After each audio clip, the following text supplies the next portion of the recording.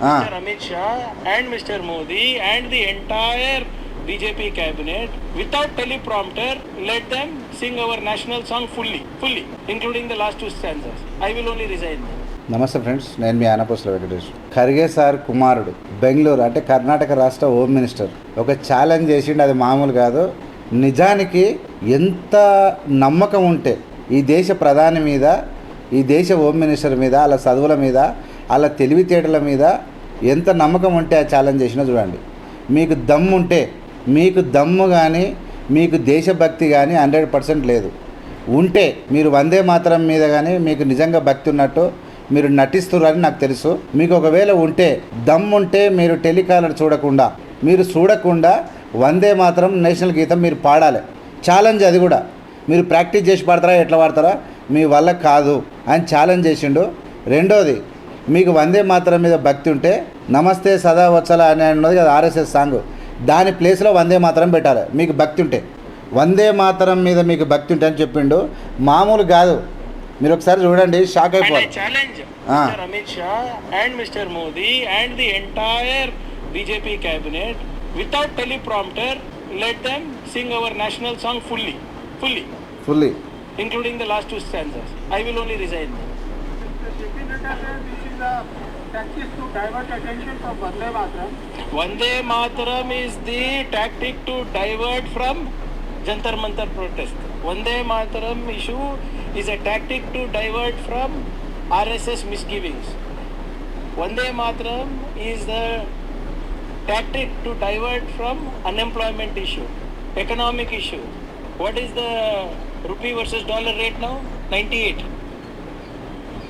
rupees. This is what they are doing.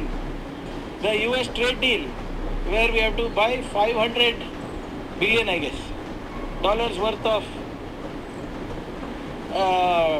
goods from America. All this is to divert that.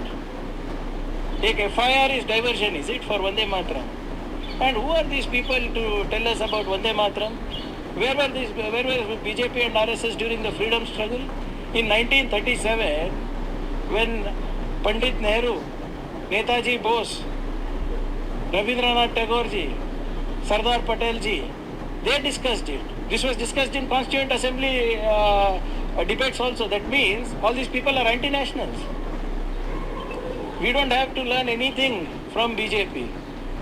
If they are really such patriotic people, let Mr. Amit Shah and Mr. Modi go to Nagpur and tell Mohan Bhagwat ji, sir, please drop Sada Vatsale, the RSS song from henceforth, and ensure that Vande Mataram is sung in all RSS shakas with your hands folded to the tricolor.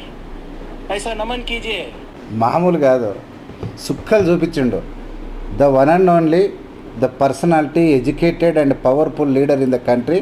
He is none other than home minister of Karnataka, Priyank Kharge, the supreme leader in the country.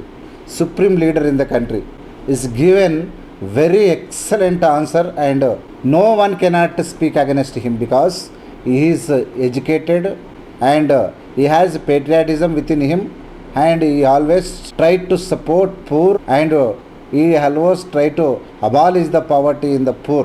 ఇలాంటి powerful నాయకుడు ఈ దేశంలో ఉండడం గర్వకారణం. Challenge చేసిండు. దమ్ముంటే మోడీ, నీకు వందే మాత్రం మీద భక్తి ఉందా, నీకు అమిత్ షాకు మీరు వాడండి, చూడకుండా వాడండి అని ఛాలెంజ్ చేస్తే తోక ముడిసిర్రు. ఇంకోటి, ఆర్ఎస్ఎస్ మీరు దేశభక్తులు కదా, వందే మాతరం గురించి మాట్లాడుతారు కదా, ఆర్ఎస్ఎస్ గీతం ప్లేస్లో ఇన్స్టెడ్ ఆఫ్ నమస్తే సదా వత్సలే ఆ సాంగ్ ప్లేస్లో వందే మాతరం పాడమన్నాడు, లేకుంటే రెండు కలిపి పాడమని చెప్పిండు. ఎంబడే మీరు ఆర్ఎస్ఎస్ అధ్యక్షునికి చెప్పి మార్చమని చెప్పిండు.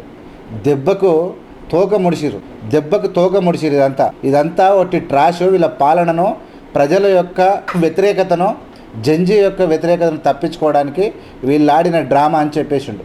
నిజంగా ఎంత ఎంత జూటేబాజీ మాటలు మాట్లాడతాడు మోడీ అండ్ అమిత్ షా అండ్ గోధుమ మీడియా అండ్ అంధభక్తులు అనేది వెరీ క్లియర్గా అర్థమవుతుంది.